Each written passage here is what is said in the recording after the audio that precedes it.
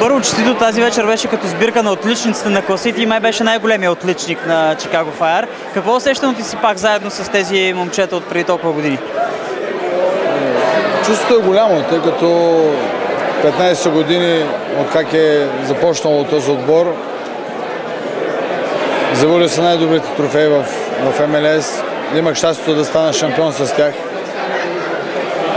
И това е незабравима вечер, тъй като след толкова години отново пак се събираме заедно. Виждаш хората как ни обичат, как ни уважават, което това ни дава един стимул, че сме дали нещо за този клуб. А когато облечеш червената фанелка на Чикаго Файър е нещо малко по-различно от това какво са другите отбори. Една институция, един град с история и един отбор с история. Минали са много футболисти, но мисля, че това, което постигнахме, тези, които идват след нас, трябва да продължат да го правят.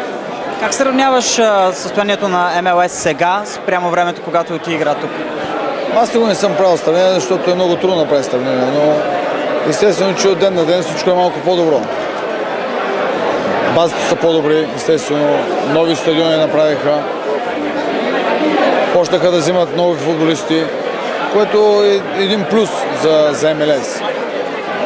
Се върнем към България и българския национален отбор. Знам, че се чувате често с Любо Пенев. Какви са твоите прогнози? Само след няколко дни имаме два много важни мача. Аз петък ще играя, пък национален отбор ще играе по-късно. Не знам. Всеки иска да победи. Нека да излезнат, да играят добър футбол и да покажат това, което могат. Целта ти с Литекс тази година? Мач за мач. Въобще не се притеснявам, че сме загубили един мач или два мача. Мисля, че това е правилният път, който сме поели с моите момчета. Да се надяваме, че това, което ги учим и което искаме да разберат, че го покажат. Аз им вярвам и мисля, че това, което сме се поставили като за цел, ще го изпълним.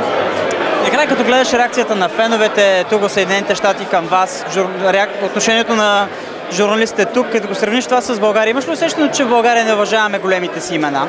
Никога не сме ги уважавали. Въобще не ми прави никакво впечатление. Важно, че гледам себе си, гледам около мен какво става, но там нататък всичко е второстепенно.